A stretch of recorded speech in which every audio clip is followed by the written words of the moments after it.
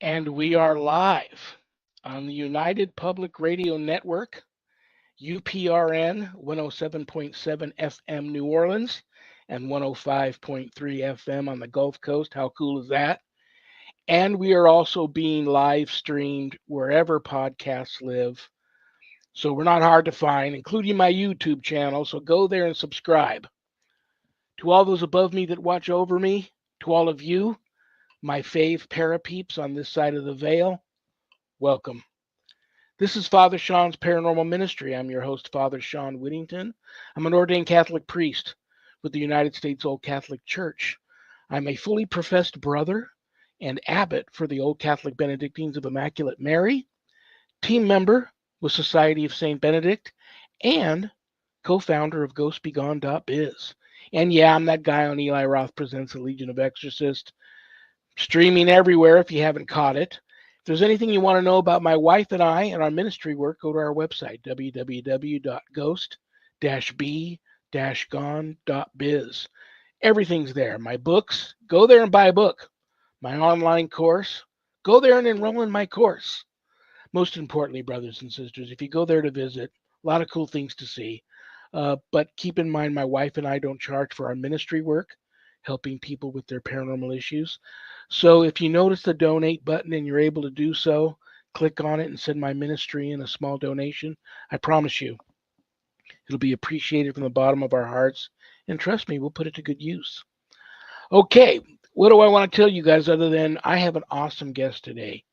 You all already knew that. That's why you tuned in. He's in the green room. He's going to be out here in just a second. But first, I want to bring out my awesome co host. I've known her, it feels like forever. She's a good friend. I love her. I respect her. She is a lifelong paranormal experiencer. She is the owner of Stellium Books. She's my publisher. Please welcome to the show, Annette Munich. Hello. I'm so glad to be here. Thank you for the wonderful introduction. You're welcome. It's heartfelt. You know I mean it. I know. I appreciate you. How are you today? You look very pretty. Thank you for saying so. I'm very hot, and I'm hoping my makeup doesn't slide right off my face. You're probably not supposed to say stuff like that, right? Yeah, that's okay. We're at like 100. We're Ooh. about a week long into 115 every single day here in Vegas. They're even predicting Sunday might be like 119. We may set a record. So I feel you, sister. I feel you. But I think you'll be okay. Anything you want to announce to any of your fans and followers or stalkers before I bring out our guest? I want to announce that I'm close to making announcements, but not quite yet. Okay. We've got some really good things going on behind the scenes, and Yeah, I know we don't do. really have the timeline figured out on when it would all be available. So I'll just kind of let everybody know that some interesting things are coming. Very, very cool. Very, very cool. And as soon as we know, we can throw out some definite timelines. We will make the announcements. I'm ready to bring out my guest. Are you? I am so ready, and I'm really happy that he was able to come back and be with us again. Well, he was here in March, and his episode quickly became a fan favorite. He quickly became a fan favorite. I was already a fan of his. I think he's super cool. I love him and respect him, and I'm also grateful that he accepted to come back.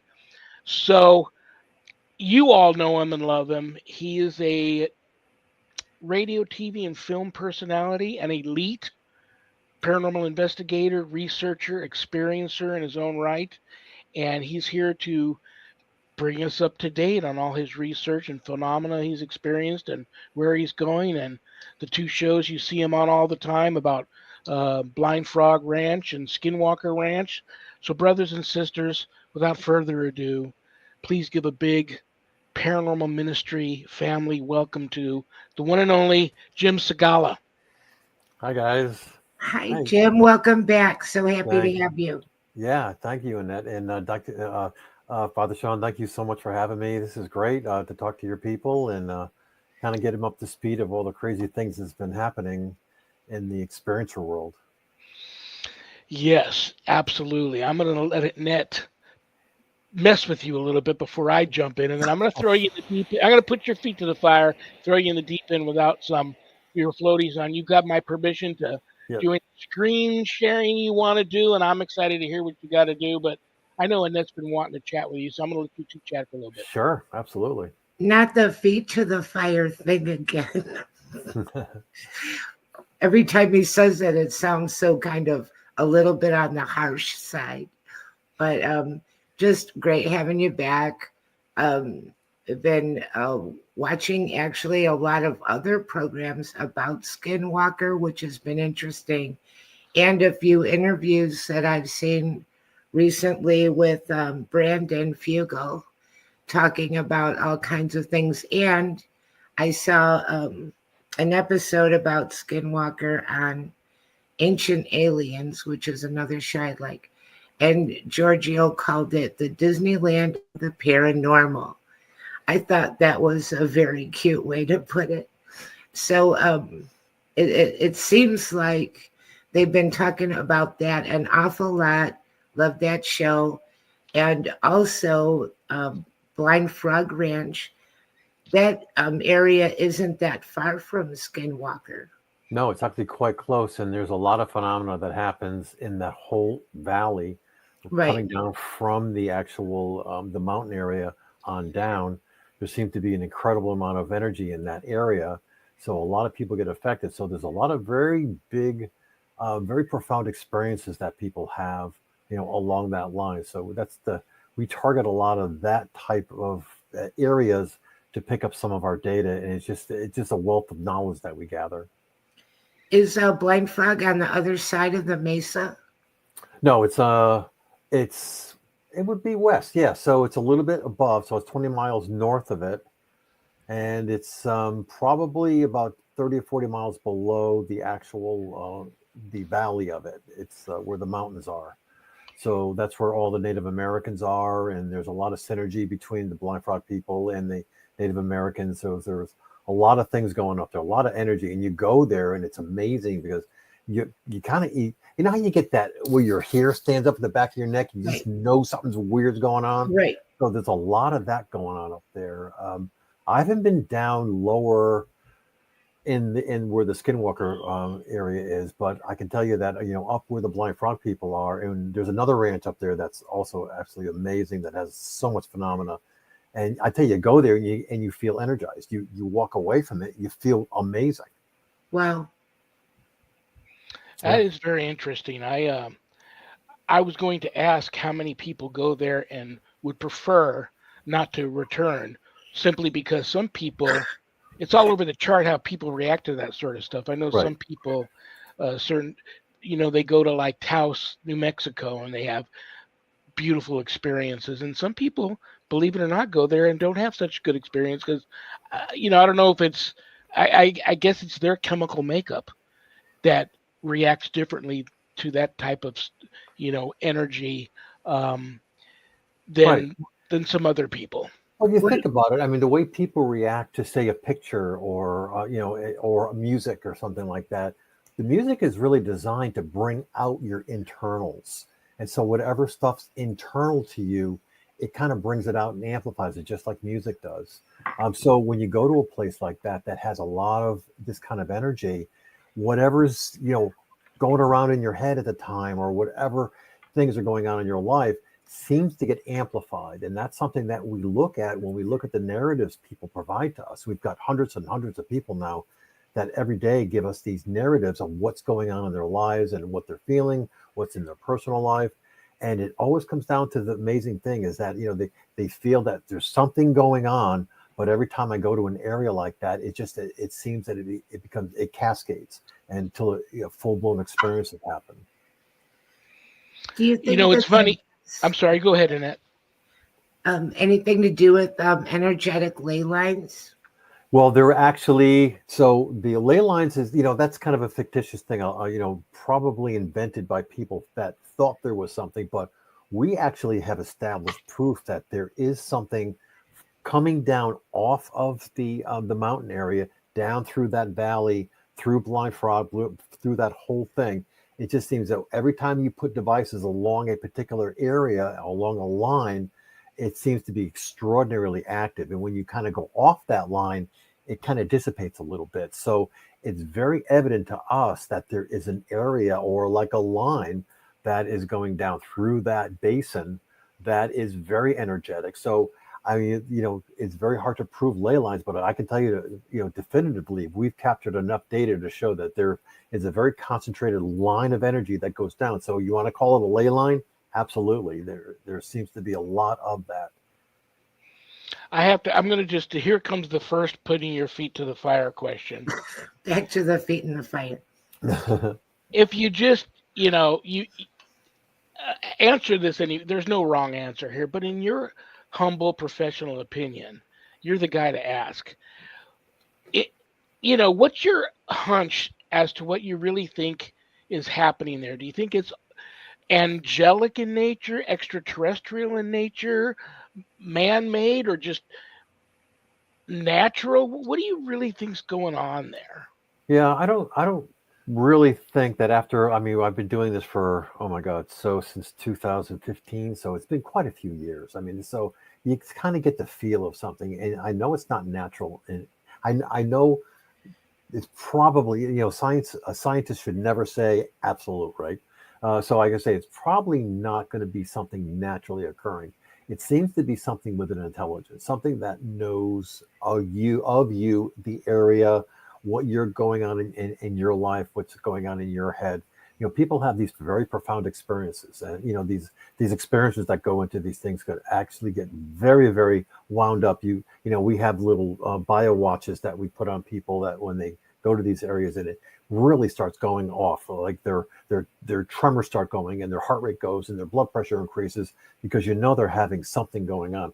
So to create that, there has to be some external intelligence doing that. And so we've had a lot of data collected that shows that when people are in the environments and things like that, something hooks up with them. Either it's something from another dimension, or it's something from another, say another planet, or it could be anything that as mundane as it's just some energy that has the ability to link up with us. But it gets inside of these people, and that's when they start having these experiences. They can literally talk to people from the distant past or in the future. I mean, hundreds of years in the future. And so is that something that's intelligent? Is it from this earth? It doesn't seem to be. Is it extraterrestrial? Who knows? But it's definitely here. The energy is here. And, when you actually start looking at it and collecting data and charting it and going through all the stuff, you say, wow, this is really real.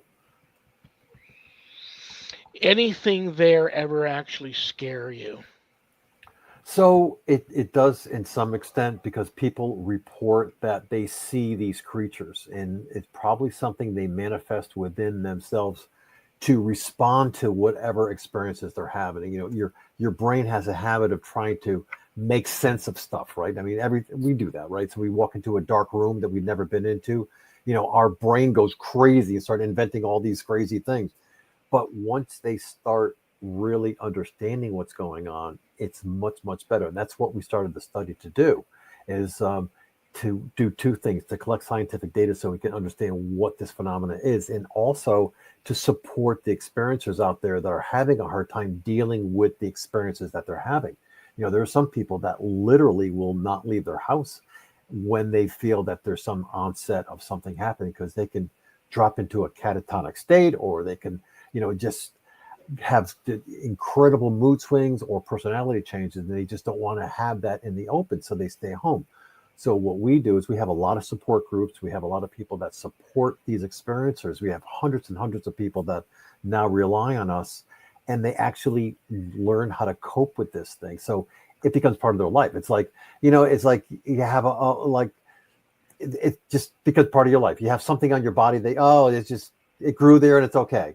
It's some appendage that they've developed that they just learn to live with. And some people actually start relying on it and understanding that this is something that is sometimes very, very good for them. It's teaching them. It wants to show them things. But there's those people that feel that it's a intrusion, and it's malevolent, and it's doing bad things to them. So lots of people take it different ways, but most of the time, I'd say, 80% and higher, people find it euphoric and very, very enlightening to have these experiences. And they walk away feeling amazing. Yeah, it's interesting. Earlier, and you had mentioned, what we conjure up in our own minds. I won't go out on a case unless I've had, a couple of really good back-to-back good night's sleep. I have no cold. I'm happy. I may watch, I may watch a string of comedy shows before I leave the house, so that I'm just happy and in a very good mood. Um, because I do find that these high energy paranormal supernatural type locations, they're either feeding off of that or they're amplifying your mood um, Yep. when you're there. And so if you're not careful and you go there and you're not prepared, yeah, it can do tricks on you. What the last thing somebody wants at their home is a crazy exorcist. So I go probably twice a year, sometimes 3 times a year. I will talk to a friend of mine who's known me all my life, who's a psychologist, and another friend who's also known me all my life, who's a psychiatrist. And we just talk an hour, 2 hours whenever we get together. And it seems like it's just a conversation, but I know they're checking me out to make sure I'm not crazy. Who Right. do you do that? Do you go to anybody, or can you We have, diagnose yourself? I know you're a yeah, PhD. we have people that do that now. So there's probably, I'd say we have 10, probably more than that. So almost 20 people that we've associated with that are longtime experiencers that are in our support group. So we have people that actually will contact our people that are in the study and work with them and get them through this thing. So, they'll say, okay, what's going on? What do you feel? What is the data that looks like that you're collecting? When do you have these onsets? Where are you? What kind? I mean, so you think of the word experiences. I mean, and it spans so many things. They can see objects. They can see uh, creatures. They can see UFOs. They can see orbs. I mean, there's a whole slew of different things that you can categorize as experiencing. But the bottom line is that they have something that is out of the norm of their daily life, and they want to talk to somebody. So, we work with a lot of groups like the Unhidden group that's out of England, where they have a lot of support. They have actually clinical support for these people that are having tough times dealing with it. So we've hooked up with these people, and now that anybody that comes into our study have access to all of that. They not only will be getting the reports and the alerts, not the alerts, but it's kind of like the indications that there's some increase in activity in their particular situation. But then on top of that, they're actually have access to people to talk to. I've I been got blessed. a, Go ahead. I'm sorry, Annette. I got a question from the chat room asking the nearest town or city to that area, Skinwalker and Blank Frog. So Bernal is right smack in the middle. If you go to Bernal, Utah, and you Google Earth that, you can see it, and it's kind of funny. It's desolate. It looks like it's like just all desert, and but every once in a while you have these things pop up, and when you have that, there's people people come together, and they have these crazy experiences that they're trying to contend with. But Vernal, Utah is a very close proximity to that area. Okay. You know what's interesting? It made me think of a couple of times in my life that right before something paranormal happened, I felt the energy change. I felt like everything went still, Right. silent. It felt like a different Yes, energy. silent. Yes. Yes, all of That a is sudden, so common, right? even outside, no more crickets, no more wind, No no more more birds. anything. Right, And then all of a sudden the experience hits, right, and it goes away after that, and then right. everything comes back again. So that's so common, and then you have to ask yourself why. Why is that happening? And it could very well be that whatever this phenomena is, it's actually getting into you, and it's your subconscious is so focused on that communication that it's getting that it basically turns off a lot of its senses. So I mean, it's because you can have somebody standing 20 feet away that said, I didn't hear anything different, everything was fine, but you Right. specifically. So your energies are getting kind of gathered up inside of you, and then they have these very profound experiences, and then they find out, well, I didn't hear, the crickets went away, the birds went away, the Right. wind stopped. I mean, it's like Right. this real big thing happened in nature. It's really interesting. And we've had a lot of people talk about things being interdimensional. Yep. And then that makes me think maybe one layer of dimension or reality is blending into another one.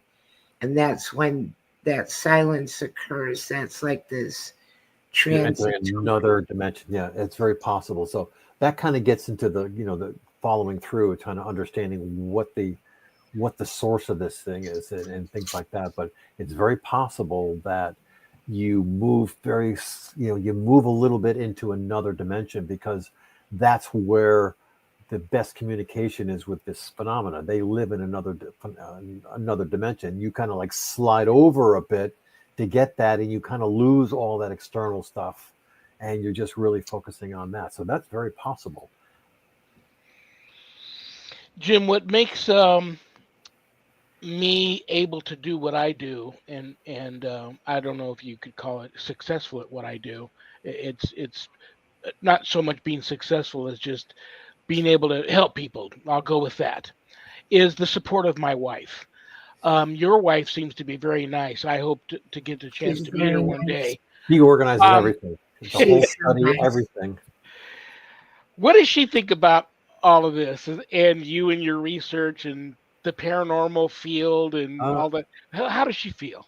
Well, at first, she was very skeptical about this whole subject when I got back, I got into it, back in 2015. She says, "Oh, that's just because she was brought up religious, very religious, and of course, that that has its norms buried deep into somebody's. You have to see things and touch things, and it has to, it's only about this particular thing, but."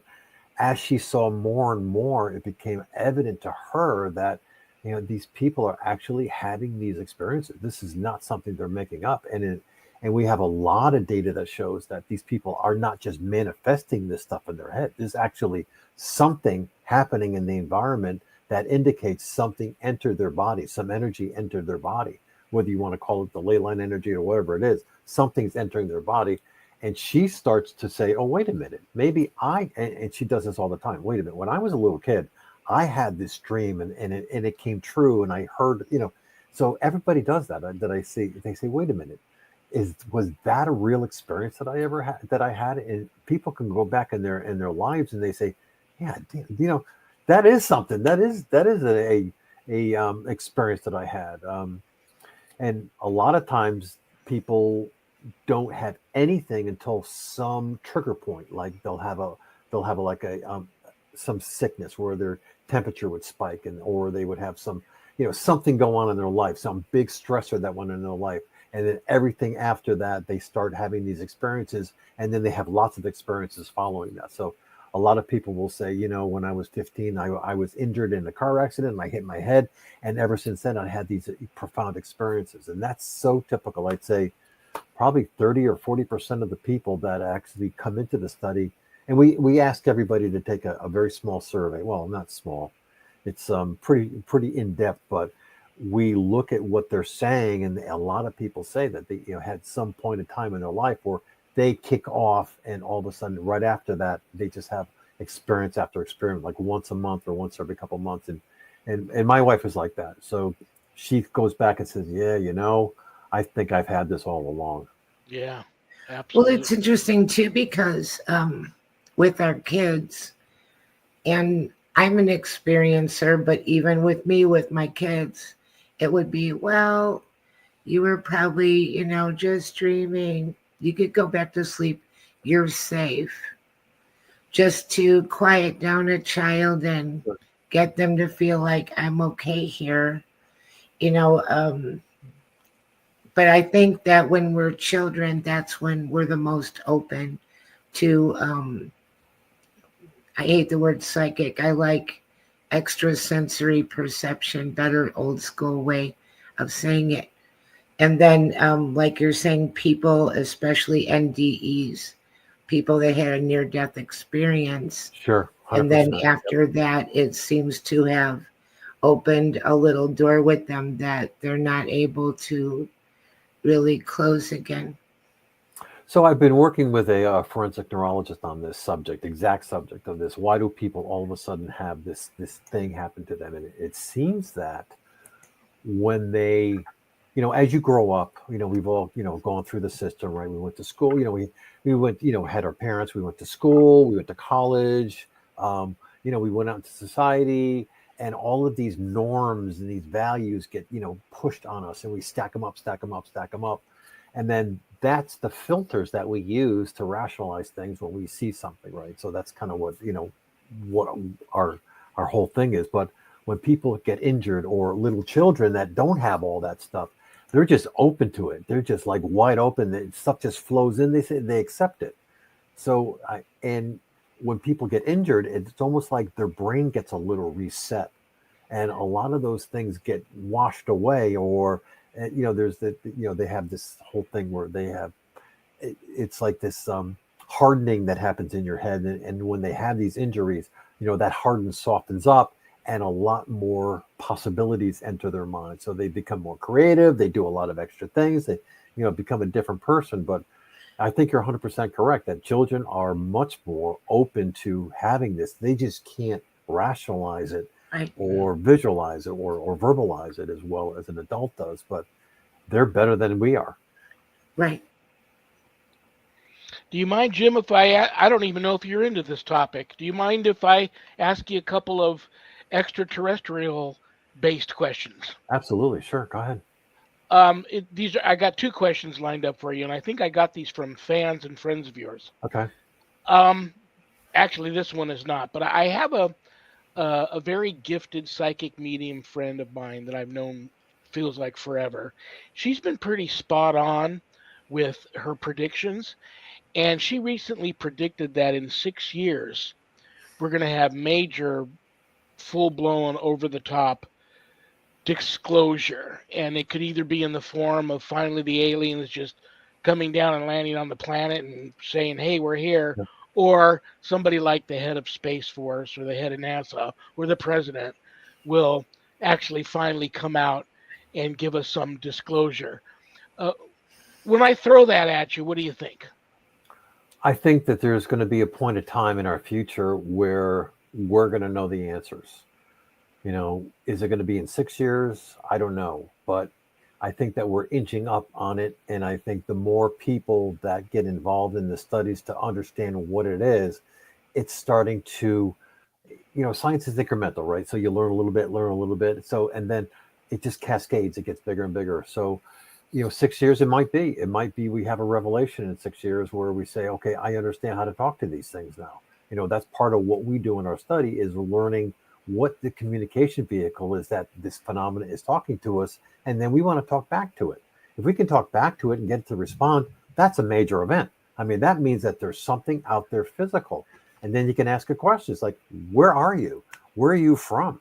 Are you far, far away? Are you hundreds of light years away? Or are you just part of the universe? Are you, whatever you are? So that is a major step, and that could be very well how it happens. We might not get visited. We might not see evidence of being visited profoundly like, people think, but we might see what these civilizations out there are sending to collect data, from us. And that's what what the orbs are. Orbs are just like these little probes that they send down to, see how you doing, guys.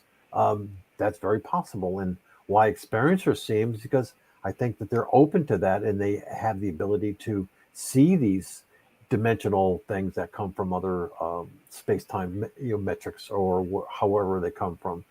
So I'm not, wouldn't be surprised if in some years from now, very soon, that we would have a major breakthrough that says, okay, now I know they're really there. Now, how do we talk to them? How do we communicate? What do we do? And that kind of thing. Do you think we've come far from the old, war of the worlds mentality, where if, let's just say, they came down and landed and we come in peace, yada yada, that we're beyond that, or do you think humanity is still capable of a total freak out? Yeah, so I think hopefully what will happen is that it won't be this like they land, they step out of the craft and they're here. It's more going to be, I've sensed that they've communicated with us in some regard, and communications could be handled a lot easier for people. They say, well, I'm not dealing with, my own internal psyche telling me things. I'm dealing with something else. I think people would accept that more, but you never know. It's very possible that that could be the outcome, but you have to hope that who's ever out there that want to talk to us, they've been talking to us for years. I mean, hundreds of years and thousands of years. So nothing is really bad has happened that we know of. So you would assume that it's going to continue like that, and we're going to get better at knowing, understanding what they're saying, so we can communicate with them. I'm kind of at the opposite end of the spectrum, because I think people that are waiting for disclosure, and if they ever came right out and said it, that a lot of us would just be like, really? Yeah. Anybody that doesn't believe in it at this point just doesn't want to, I think, because there's so much out there. And especially in this day and age where we all have a video camera in our pocket. Oh my God! You get so much data. We have so many pictures of orbs and crafts and these creatures, and it's like it's to the point where if you don't believe, then you're really exactly what you said. You're just shutting it off. You're saying, "Well, I'm just never going to believe. I don't want to believe because it's not going to be healthy for me." I'm on the fence. I think that they either have always been here, or we're gonna, they're visiting. I just find it crazy that if we have these spaceships that come here and crash, these extraterrestrials are advanced enough to travel from their world to our world. Why do they crash when they get here? That's crazy, right? Yeah, it doesn't make sense. Yeah, I always think that's so weird. Well, listen, I don't want to run out of time this visit without you getting into some of your research. I would like to know some of the phenomena that you've experienced that has blown your mind, and the research you're putting into it, and what results you may have at this time. Sure. I mean, I would love to tell your audience what we're doing. It's all stems from a research project that I was put on back in 2015, where the hypothesis is that people that have experiences are not having experiences because they manifest them within themselves. They have experiences because some external trigger from the outside, some environmental trigger is actually prompting their brains to have these experiences. And then their brains, of course, take over from there and actually create all the detail. But there's some external force or some external mechanism that's actually creating that. So we went out to see if that is true hypothesis, and we ran experiments for many, many years, and we found that there is a high probability that a lot of the information or a lot of the experiences people have, seeing crafts or seeing orbs, seeing these lizard creatures or whatever you want to call them, is something that happens outside of the body, and you are reacting to the body. And of course, I'm not saying that we're not talking back to this, whatever this thing is that's communicating with us.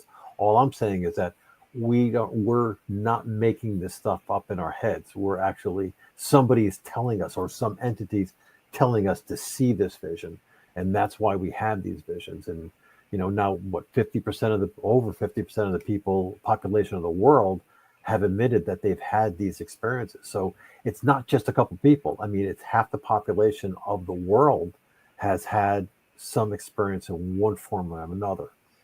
So it's here. So we said, okay, we first of all wanted to understand, is it something that's happening, internal? And we showed within high probability that it's external. So we said, okay, can we find origins, or can we work with these people to really help them understand why they're having this thing? Why are they singled out? Why are they having these specific ones? So we designed a study that allowed people to monitor their environment, look at the outside world, and have some kind of data flow where they can see that, in fact, when they have their profound experiences, something is changing in the environment, and there's a lot of, you know, there's a lot of times when they have these experiences that the environmental signals won't go crazy. And then actually at this point, I think it's kind of like I'd love to share my screen. Sure. Sure. So I'm going to just share a window. So one of the things that I'd like to show you is this screen right here. Am I sharing? You can see I it? see it. Maybe you A have white to. thing with some. Yeah, I'm gonna click add to stage and see if it comes Yeah. up. Oh, perfect. There we There we go. go. Yeah, and you can see my mouse.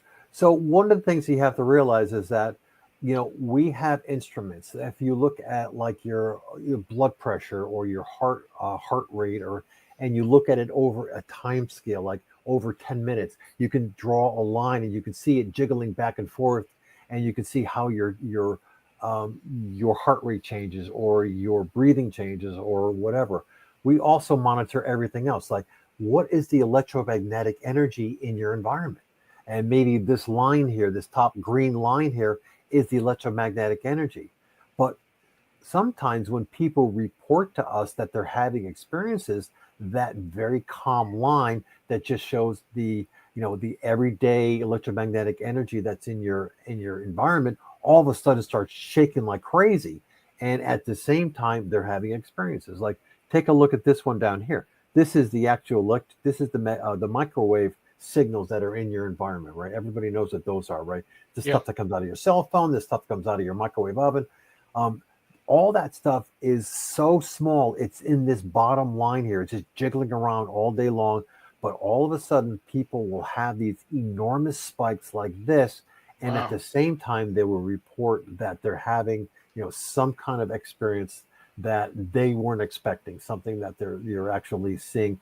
They're having some communication from the future or from the past. They're seeing people from their past or something like that.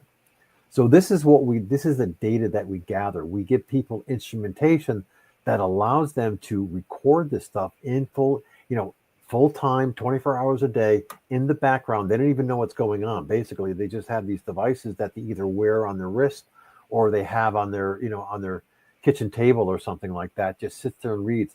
And then they have the ability to tell us what's going on in their life. So these people report to us constantly what's going on. So we formed a study where they can have a device, and basically we have a sponsor that actually pays for all this equipment, and they actually give us the money to equip these. Right now we have over 300 people now in the study. Wow. Yep, it's growing so fast. Where all day long it just sits there and records, and they tell us what's going on, and then we can give them reports and tell them how their things are going.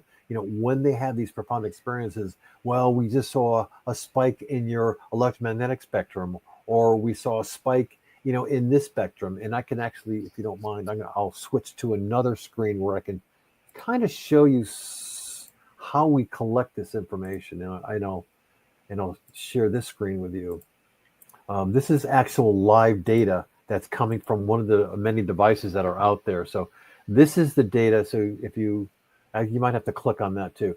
So this is an actual screen of a portal that has, real-time data. You can see as I click this, it's actually moving across the screen. It's actually, picking up more and more. And like, this is the RF, this is like the microwave data. And this might be the gamma ray data.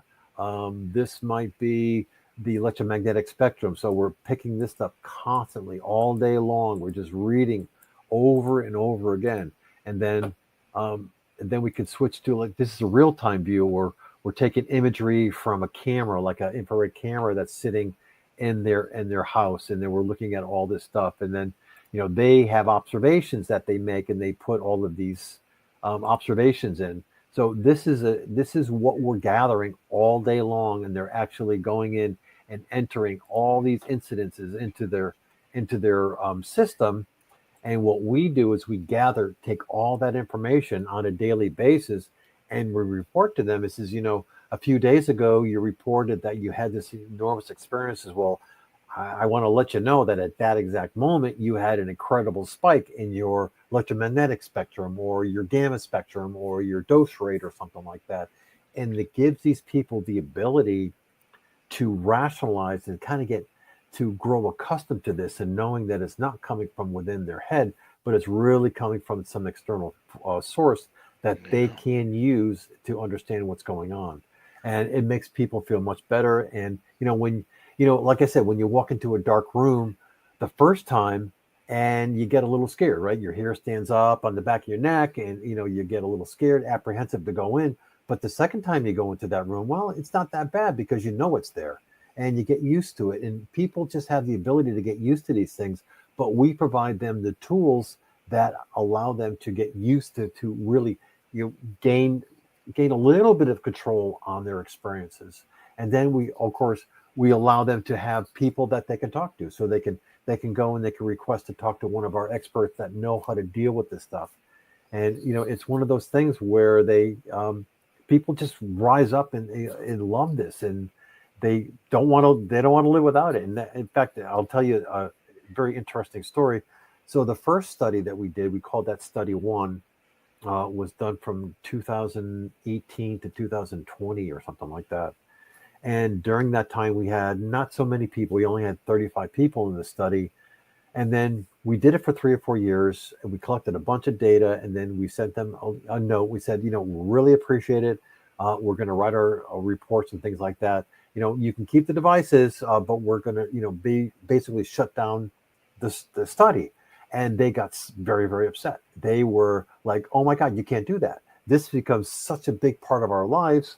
And it helps us, and not just these individuals, their families actually use this to basically deal with these experiences that these families are having and these people are having. So, that then prompted me to say, well, I can't shut this down. So, in fact, one of the people in the first study that really, really was helped is a sponsor now for the people in this study. So, and the sponsor called me up, like, I don't know, like a year ago, and said, I want to provide the funding for anybody that needs to have help getting through their experiences, to have these devices, to get on the system, to get their own portal so they can live with this stuff. So that's the study that we have right now going on, that anybody that wants to join, luckily we've had people from literally all over the world. It's amazing. Wow. So we have people in Australia, people in England, people in Ireland. We have people in South America. We just got somebody from France so we're in 15 different countries now. We're all over the United States, obviously. We're in 15 different countries, a lot of Australia, and it's becoming quite a thing that people just, it's become part of their lives. They get upset when they can't get through their portal. I want to check my portal every day. I want to see what's going on. I want to see if I got any alerts. I want to see if anything's been happening. So, I'm sorry. Go ahead. What is the monitoring device? Is it something that you wear? Yeah, let me show you. It's in fact, I wonder if you don't mind, I can share a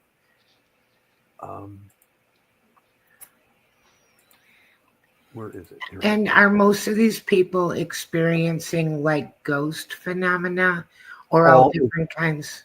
Full spectrum. So they're either seeing UFOs, awake and asleep, or mostly just awake. Oh, both. They can get into. They can have visions while they're at, and that's the reason for the watch, because they could be at school, they could be at work, and then they would just all of a sudden they would have this profound experience, and we wanted to be able to capture as many of that in their, and they're basically where they're having the most profound experiences. So this is a page. In fact, if you don't mind, I'm going to put this in the chat. Yeah, I want to, if there's somebody out there that what you're saying is really resonating with them and they'd like to be a part of that study, how can they reach out to you? So there is I just popped it in there. So in our private chat, I guess you can post it on your, this is the URL for this thing. And this basically explains all of the information. So this is one of the devices that you get. So this is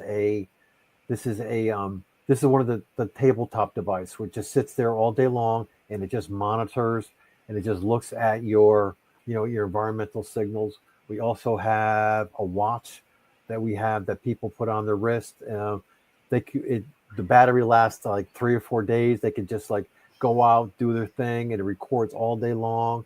It comes with a application on their smartphone, so they can get all the data. So I can actually show you some of that. This is the Bio Watch. So it's got an application on your phone that you can put all this stuff, and it records all sorts of great stuff. It records heart rate, muscle tremors, which tells you how anxious you are, how nervous you are. It has all the microwave, the gamma ray stuff. It has all that stuff that you'd expect to be reading. And then, of course, there's the bigger device, which is the one that sits on your tabletop that has all of these sensors in it that you can. And again, these what we do is when people sign up, let me go back to the study. When they sign up, they go through a process, and the process basically is you enroll, you submit your application, we look at it and make sure everything's cool, and then you complete a survey. The survey is basically designed to prime our investigative engines that look at your particular case to see what you're going through, what you're doing. So we ask 35 questions that you 35 questions that basically tell us a lot about your particular case. Then you select the device.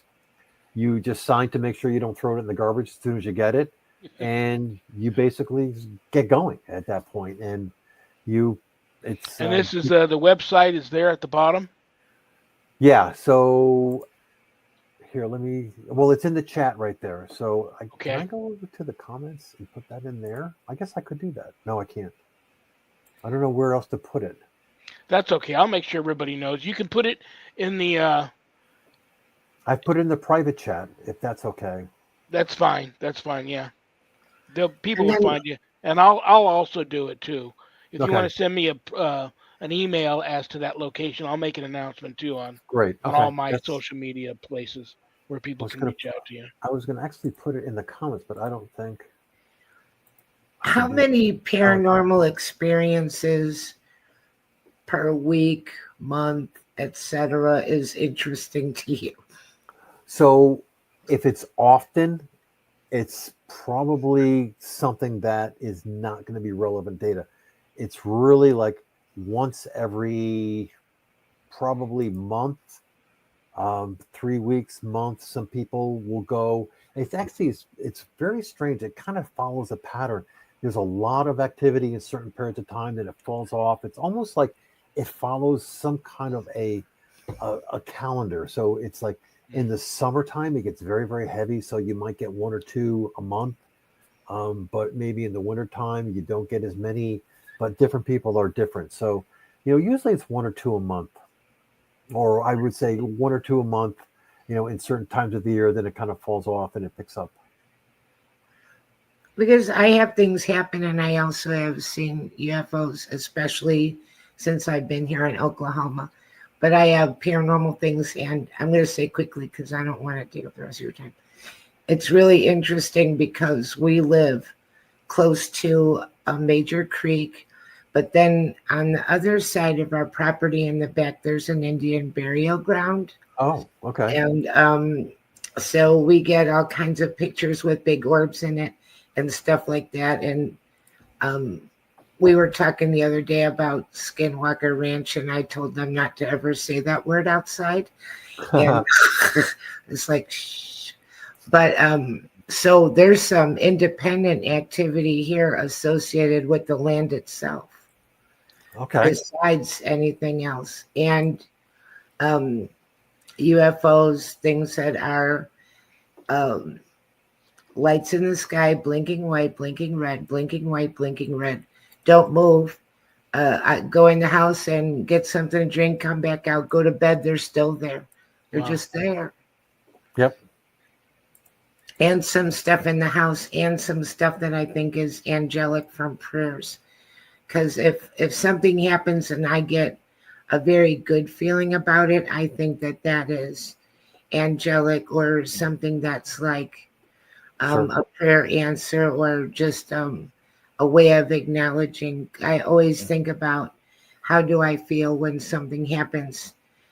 Do I feel threatened? Do I feel okay? Was that malevolent? And because there's an energy around things that you can get used to picking up, and Oh, you sure. know that there are things that it's like, well, it's just something that happened. It didn't mean anything bad to me. Very, very, very cool. Jim, I just like the last time you were on here, having you on today has really, I'll be scratching my head the whole rest of the day, just kind of in awe of what you do. And just when I speak to somebody like you, it's just uh, makes me so aware. And I already felt this way, but it just makes me so aware of how not in control we are and how much Sure. is going on around us that we still just don't have any clue. Um, I am getting to that point where I got to kick you out of here. So Understood. with the screen just doesn't go blank. But is there anything you would like to throw out there to anybody, or anything you'd like to say, or announcements you'd like to make before I got to kick you out of here? No, I think that we covered a lot of ground, and I think I encourage people to go to that website, the study two, the MUPA study two, and to read about it, ask questions, send us an info. My wife will get back to you right away. Every morning she does like 100 emails, so she'll get back to you right away and answer any questions, and basically encourage you to get some involvement in this study so you can deal with your experiences. Very cool, brother. Well, I love you. I respect you. I think you're super cool. I'm gonna beg you to come back after the show. I'll send you some dates. Sure. And then anything you'd like to say to Jim before I kick him out of here? Fascinating, wonderful show. Really enjoyed it. And thank you so Thank much. you. And thanks to Barbara. She's very sweet with me. I really enjoy her. You bet. All right, guys. Jim, God bless you, brother. Have a great weekend. All We'll right. talk to you soon. All right. Thank you. Jim Segala, yeah, he rocks. It's quite impressive. His stuff. You should sign up for that. You definitely.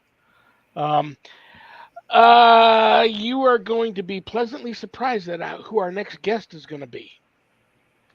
I'm going to make you guess. I always guess Rick Garner.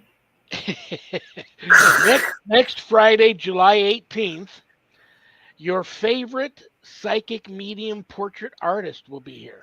Oh, nice. We haven't had her for a while. About a year. I don't know why. Angela. Angela Bowley will be here, but keep your fingers crossed we're able to pull this off. She's going to be coming to us live from the old haunted Paul Dean Jail in Ohio, Ooh, where they're very having a cool. big paranormal conference and convention, and she's going to be there doing readings and doing psychic portraits.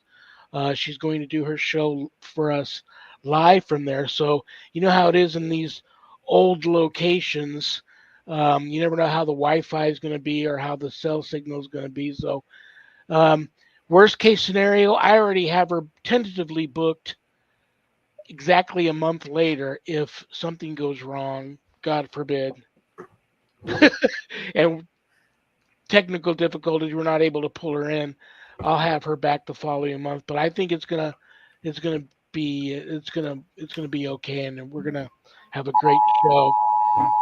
Anything else you'd like to say to your people before I kick you out of here? No, I'm just looking forward to next week. I really enjoyed the show. I want to thank everyone for listening and wish everybody a great Friday night and a great weekend. Oh, Absolutely. there's a mass exorcism happening this weekend. Uh-oh.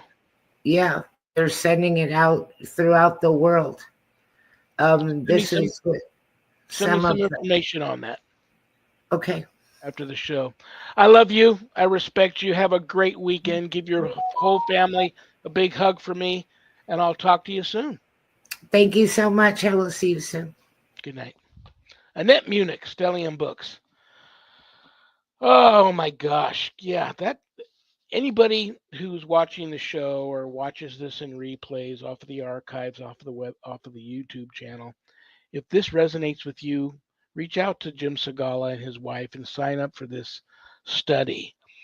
I want to take a moment to thank everybody that tuned in, because trust me, I know I don't have a show without each and every one of you, and I mean that from the heart. So thank you for tuning in. Our audience is growing leaps and bounds every week. So on that note, I want to thank United Public Radio Network for carrying my show. I want to thank Jim. I want to thank everybody that's responsible for making all of this happen. Everybody at UPRN, they're just awesome. And Michelle DeRoche and Joe Montaldo, everybody. The Catholic Church today is celebrating St. Benedict. So I'm going to offer up the prayer from his medal to each and every one of you that can see me and hear me, in the name of the Father and the Son and the Holy Spirit. May the Holy Cross be my light. May the dragon never be my guide. Begone, Satan. Never tempt me with your vanities. All that pours from you is evil. Drink the poison yourself. Amen. All right, brothers and sisters, I offer up that prayer to each and every one of you who are listening and can see me for protection this weekend. If you're a sponsor, you want to have you or your brand given a live shout out while I'm on air, reach out to me. We can make that happen. I'm looking for sponsors. Stay tuned for Spirit Switchboard with Carrie Lynn Shellhorn. And remember, brothers and sisters, we may have done what the devil said we did, but we are not who the devil says we are. If you're interested in joining a church that accepts everybody, go to usocc.org. If you are feeling a bigger calling than just joining a church and you really want to get closer to God, you might want to look into the Old Catholic Benedictines of Immaculate Mary and become a Benedictine. It's changed my life. And I happen to be the abbot for the Old Catholic Benedictines of Immaculate Mary, so you'd be under me. And I don't know what else to say to all of you, but I love you all. I respect you all. Thank you for tuning in. Have a great, great weekend. God bless you all in the name of the Father and the Son and the Holy Spirit. Peace.